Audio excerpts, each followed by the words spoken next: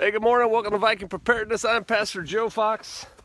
And let me go give my chickens this water. I'll come back and explain in a second.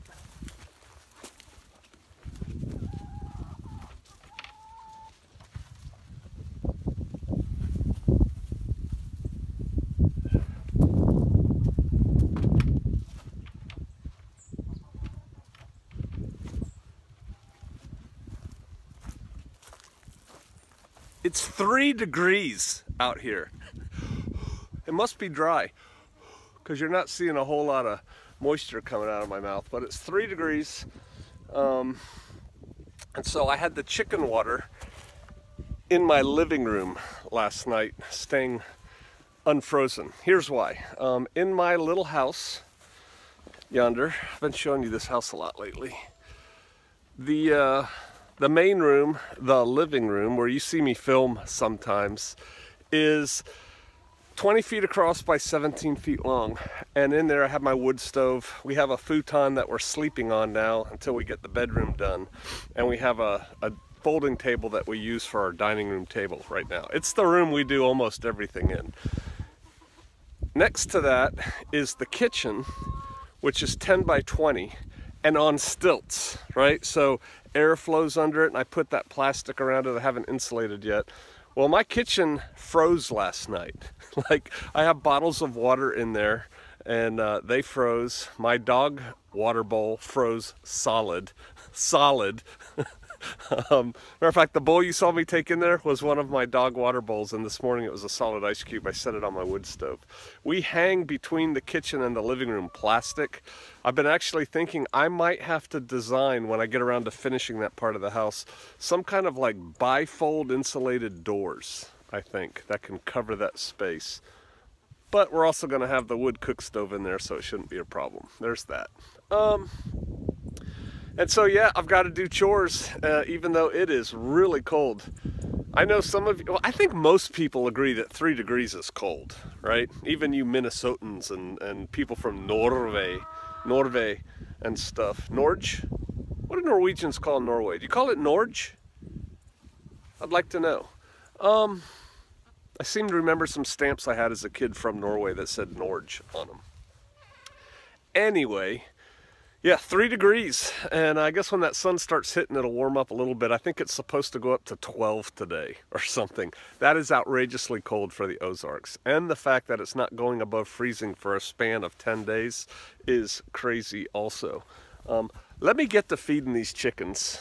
Y'all can watch, it won't take me that long, and we can keep talking. I appreciated your feedback. I guess I can bring this over here. I appreciated your feedback yesterday. And I heard you loud and clear. You like the sit-reps. All right, we'll give you a little sit-rep today once I get done with the goats. Some of you also said you like seeing the homestead and stuff, so it doesn't matter if it's 3 degrees outside. You still got to do your chores because critters got to eat. They depend on us. You know, we're supposed to be good stewards. So this is Crumbles. It's for egg-laying hens. You know, even though it's winter, you know, the shortest days of the year, and it's freezing cold, I'm getting 4 to 6 eggs a day, and we only have, I think, 13 birds. So I feed them these crumbles inside their coop.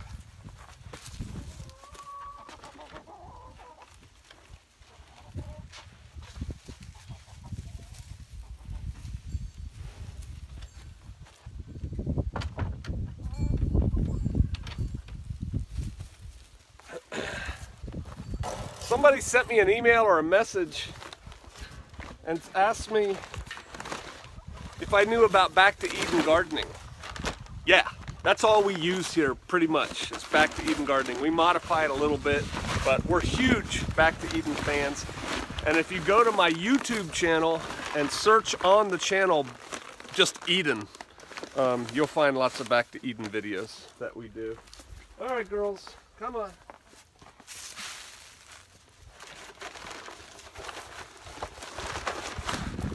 We put lots of leaves in our run that we rake up, my wife and I, and then the chickens chunk them up and poop on them and scratch around, and then hopefully that'll turn into some kind of dirt we can use later.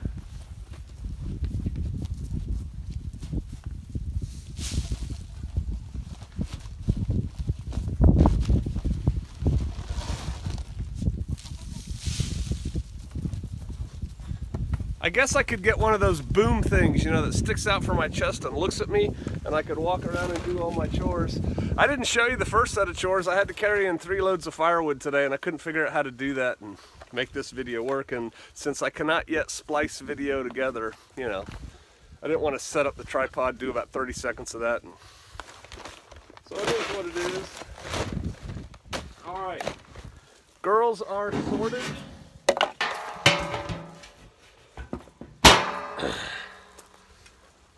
Let's go take care of the goaties. Now for the goats, we're gonna have to walk back over here. My wife normally takes care of the goats, and the chickens for that matter. Once I got injured, you know, had my operation and couldn't really do anything, and she had to pick up the slack, I started taking care of the chickens for her because she was doing so much other stuff for me. And as you just saw, that wasn't too difficult. But what I did learn, but she takes care of the goats, and she's away for a couple days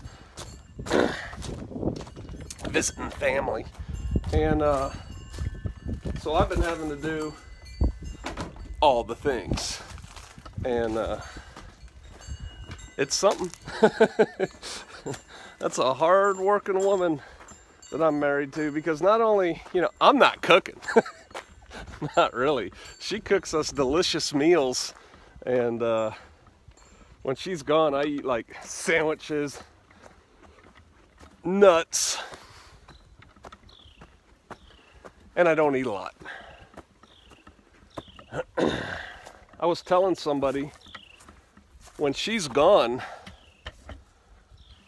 I only eat when I'm hungry, which is really how we're supposed to eat anyway.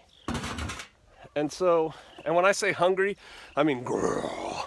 And I don't want to do any more work, I want to go eat. And so usually I'm eating like 1.5 times a day.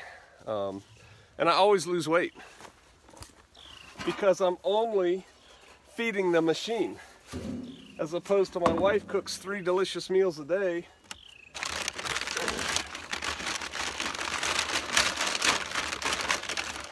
I need a smaller scoop. And you know, 1, it just looks and smells delicious, so of course I'm going to eat it. And 2, even if I didn't feel like it, she did all that work, I'm going to eat it, right? So it's kind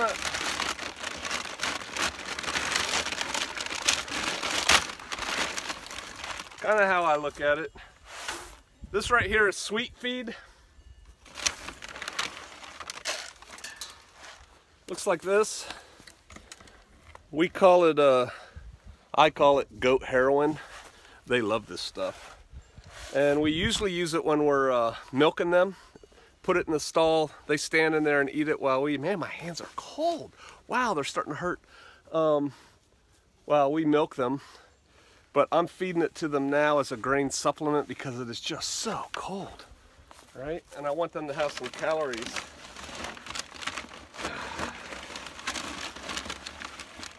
And then this looks like pellets, like rabbit pellets. It's called goat feed. I have no idea what's in it.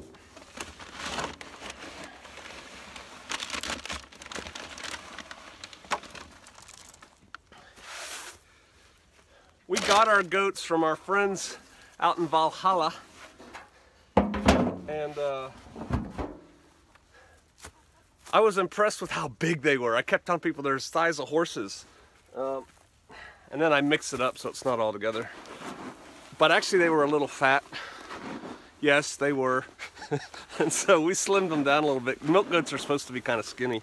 But I don't mind them putting on a little weight now. We think all the girls are pregnant now. And so, yeah, there's that. All right, let's go get some water. See, you're doing chores with Pastor Joe today. We're gonna have apprentices here in about 2 weeks, and they'll get to do some of this. Woo! Yeah, I was in at the time, one of only 4 cold weather special forces battalions, and so we did a lot of cold weather training, and I have my old frostbite on my toes and fingers, and it hurts in times like this. All right, here's a good lesson that you can learn from me. Do as I say, not as I do. You've seen this before. Water runs off of here, fills this ICB tote. When it's full, we switch the pipe to this tub. I failed to cover the tub after I used it yesterday. I didn't put the wood back on, and that makes it freeze harder. So I think I'm about to reap what I sowed. Yeah, see my water? Can you see that?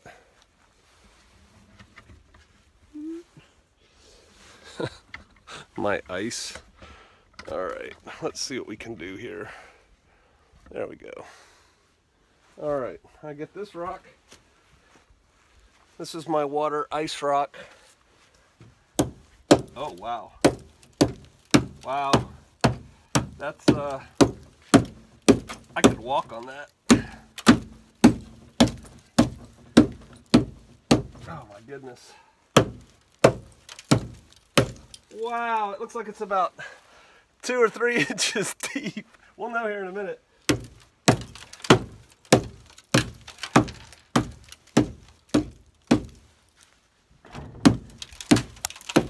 There we go.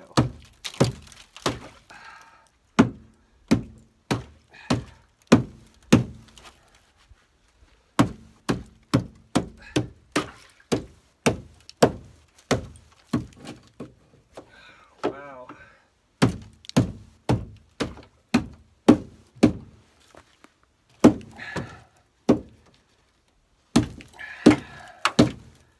I might have to go get an axe.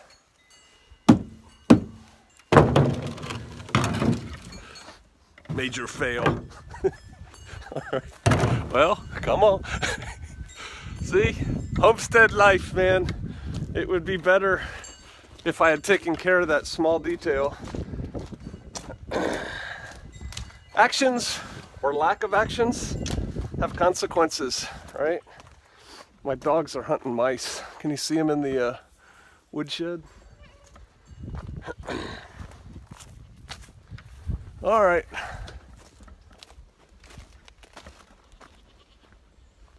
Let's find it. Find it. All right, let me get an axe. Excuse me, I have a friend who says if you can't put your hands on it in 15 minutes, you don't own it. There's a lot of truth to that. A lot of wisdom in that. But I do know where my axe is. And no, even though it'd be cool, I don't have a $1,000 Gransford Brooks axe. I've got, you know, this guy. But I'm also not afraid of chopping ice with it.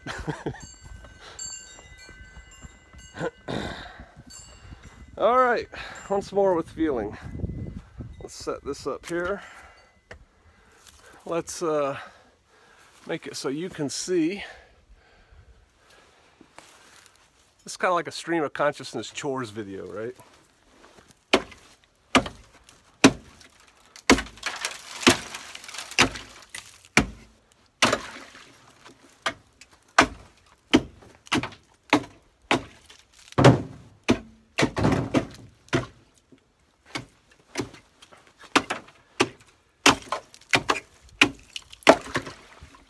Hopefully that's enough of a hole to get the bucket in there.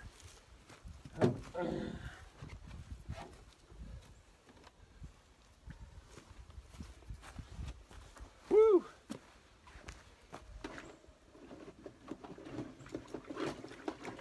Not really.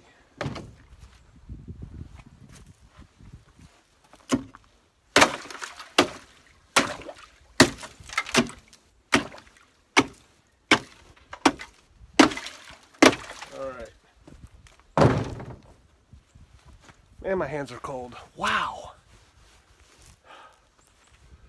All right.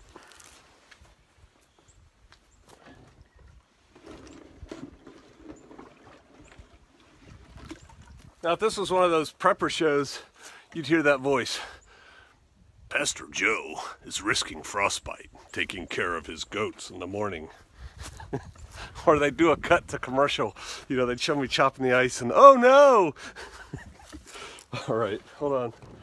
I usually carry one in each hand, but now I'm carrying y'all along, so let's see what we can do. Oofa! There we go. Now, this is hard taking you guys along for chores. There, how about that?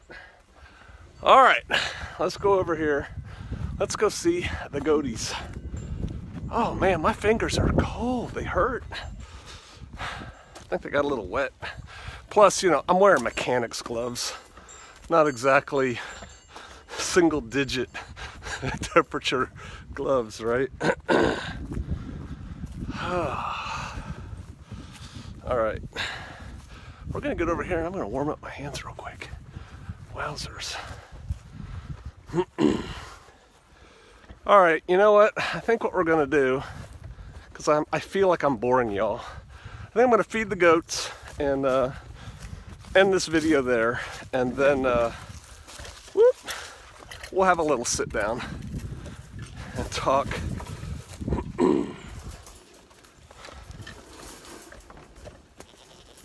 About the world situation. Can you see the girls? And one boy. Oh, he smells particularly lovely this morning. All right, let's see what we can do. Whew, first thing is water. What's up, goaties? Thirsty? You better drink soon. That's all I can say. Ugh.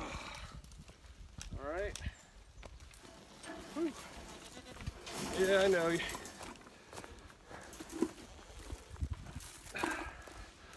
Can you see? I can't even see if you can see. Oh yeah, you can see. All right. Step on up. Step on up. What can I get you guys? Huh? Hey. You know, they call pigs pigs. They ought to call goats pigs.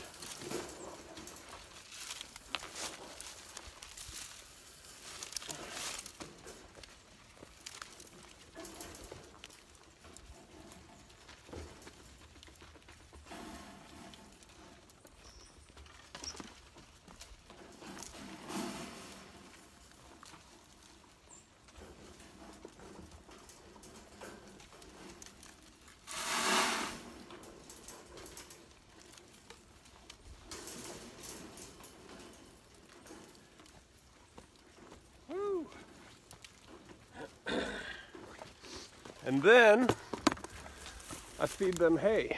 I kind of consider hay their real food and that their treat.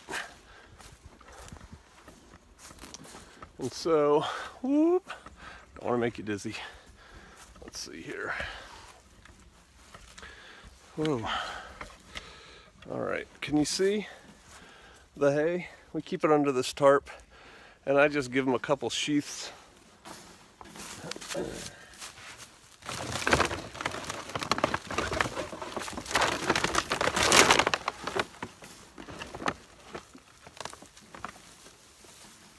We stick it right here between the fence and the wall to keep it from letting on the ground.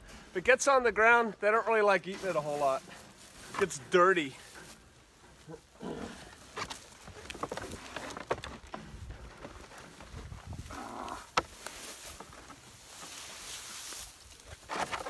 Today I'm going to feed them hay twice. I'm going to feed them a morning feeding, and then about mid-afternoon I'm going to come out and give them some more because it's cold. And these are Ozark goats.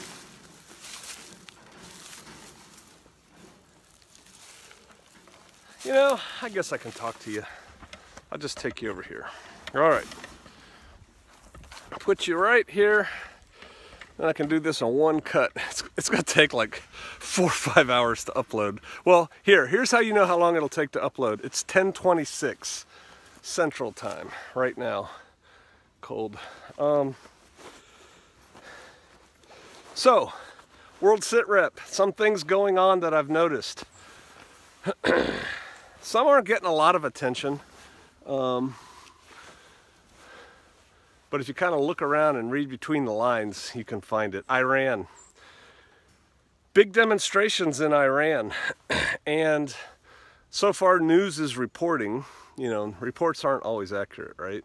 That a few hundred people have been arrested and a couple people have been killed. But they're going on in lots of cities. And evidently they're over economic woes, and then it morphed. See, it started out, the protests started out over economic woes, and then they morphed into wanting, Rouhani is the president, and who's their Ayatollah dude? It's not Khomeini. I think it might be Khamenei. They morphed into, he's the supreme leader, right? Wow, my hands are cold. Ow, I gotta stick them someplace under my belly. Oh, wow, they hurt. I mean, they actually hurt. Ouch, whiner. So they morphed into calls for that guy, the supreme leader, to step down, right? That's like going against the dictator. And so far, according to the reports I've read, the response by the authorities has been muted. You know, oh, they arrested 200 people. That's really not that many, and they only killed a couple, supposedly. And so, why? Is it time for regime change in Iran? Is that what's happening? Here's a little something. Very rarely do Western intelligence agencies foment, I'm going to sneeze, excuse me, foment revolution or strife, or special forces very, very rarely go in and actually create guerrillas. They're already there. There's already some problem going on. And then Western intelligence agencies step into that situation and improve it, guide it, direct it, fund it, professionalize it, whatever you want to say. But they take advantage of a situation that already exists. I can bet, I would feel comfortable betting lots of money that a combination of any one of or all the US CIA, the Israeli Mossad, and the Saudi Arabia, whoever they got, intel guys, are involved in these protests now. I mean, it's just too good to be true, right? That's their enemy, and it's our enemy, and protests are going on. And so, man, I bet you they're working that hard. There are some Iranians making some money. You know, big black duffel bags of $100 bills or rials or whatever. And they're probably working the security side too, right? These intelligence agencies, they're probably telling them, hey, you know, the water is flowing this way. You might want to get on board the boat that's going instead of trying to be beaten to death by the water. And then you can always expect false flags. If somebody thinks it'll be in the interest of the greater revolution to kill a bunch of revolutionaries in some atrocity so that more of them get mad, you can see that stuff coming. But it'll be interesting to watch this for the next probably 14 days, 2 weeks, to see where it goes. Is this thing going to continue to grow? If so, how is Iran, how will Iran, the powers in Iran, deal with it? Will there be any leaders that start showing up, to our eyes, to the press, of the protest movement? If so, what does Iran do with them? So that'll be interesting to watch, what's going on there. China evidently says they want to put a man on the moon. I did a quick check on that. So far, only the United States has put humans on the moon, but Russia and China have done what they call a soft landing. Those little retro rockets for their little robots that landed on the moon. So Russia and China have put stuff on the moon. We've put people on the moon. And China is saying that they are not only going to the moon soon, I think they said 2020, but they're going to the dark side of the moon. That's what they said. The problem with the dark side of the moon is you can't communicate with Earth because the moon blocks out your commo.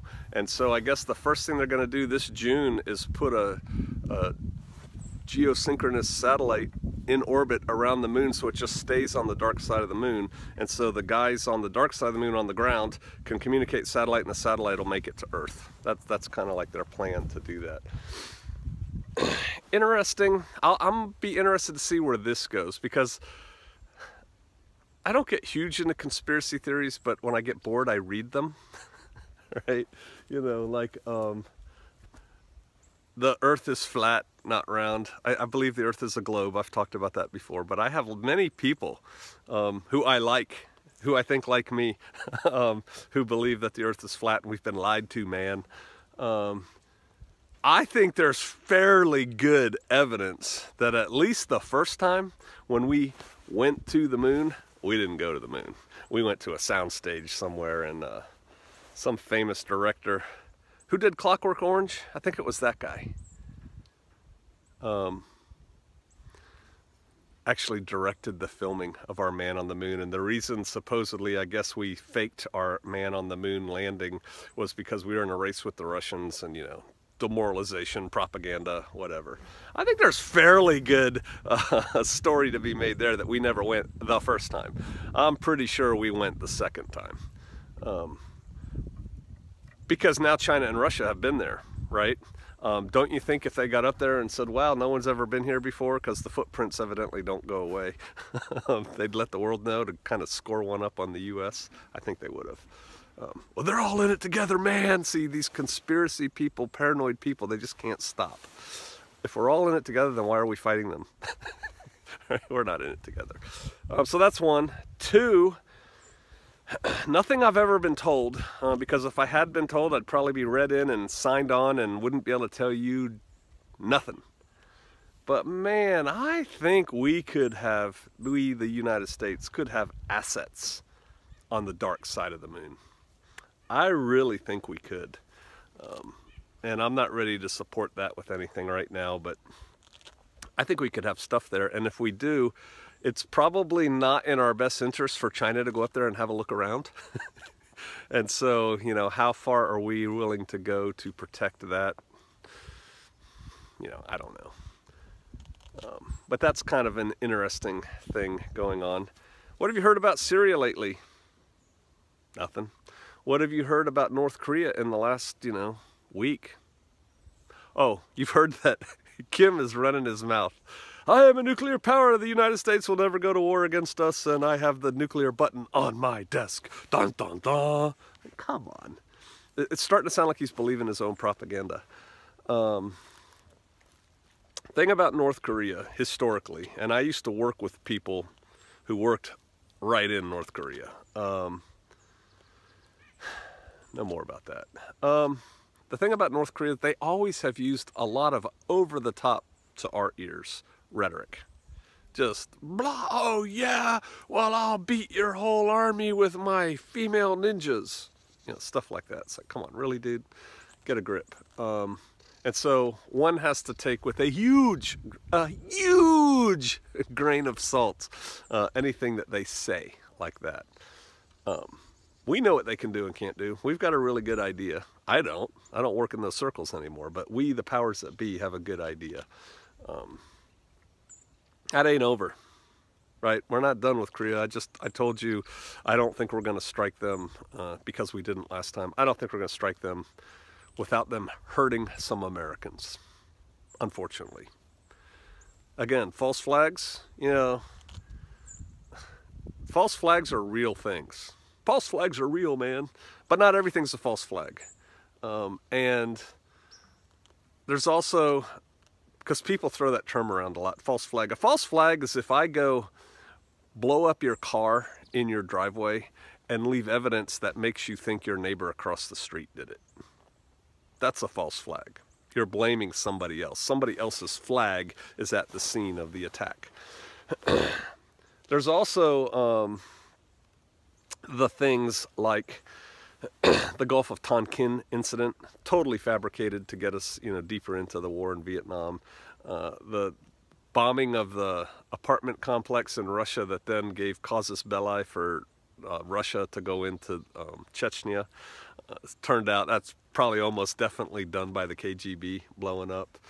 9/11, come on, man. And stuff like that. So that's not...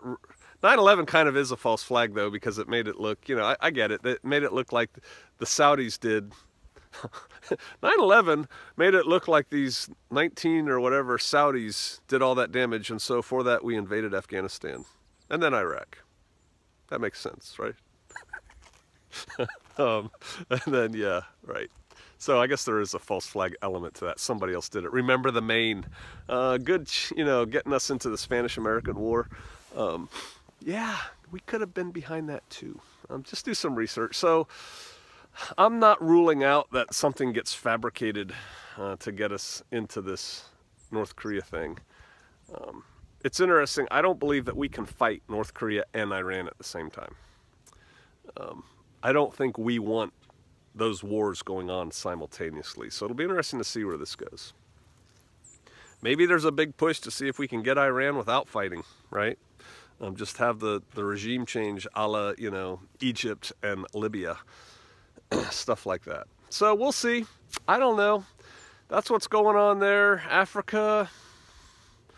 It's not like I took notes for this, right? Africa, I'm not reading anything about Africa of late. Be kind of interested to know what's going on. Maybe I should call up the local South African, South Africa newspaper and see what's going on there politically in Africa, Southern Africa. Interesting place. LATAM, 2 countries voted with us on the Israeli thing. Oh, I read something about, I read this on Drudge this morning. I guess long ago in the 70s, Israel and Iran made a deal to do a pipeline. And then, of course, you know, Ayatollah comes to power. Israel's the little Satan. We're the great Satan. And that deal fell through. But the pipeline's still there. The company's still there. And Israel basically classified the operations of that company in the national interest. And then their committee in their parliament or something just said, yeah, we're going to continue to keep it classified. I don't think it's any more than that. It's just, hey, it's oil, it's Israel, they're a little country, it is a strategically vital thing for them, so we're just not going to put news out about it. You know, that makes sense to me. When you're little, you have to do that. So there's that. Ooh, I got ice in my beard. Can you see that? That's just from my breathing. It could be from the water splashing up. Yeah, I know this is not what you want for a World Sit Rep. You want me to write down the notes, take and then have a cogent thing, but I haven't done that yet. Maybe I'll do it like once a week or once a fortnight. You know, just got to do a wrap up and see what's going on. But that's just off the top of my head what I see happening. A couple people's asked me, I'd like to see you do kind of a sit rep on the U.S. political scene. I'm just so disgusted with them that I don't follow most of it because I don't believe any of them are honest or legit. I think they're all just lying and just running their yaps, all of them, I don't even know who they're trying to convince, to tell you the truth. There must be a lot of stupid Americans out there if they're buying this stuff. But I was thinking today, Trump administration just squeaked through getting the budget done. You know, yay, a win for Team Trump by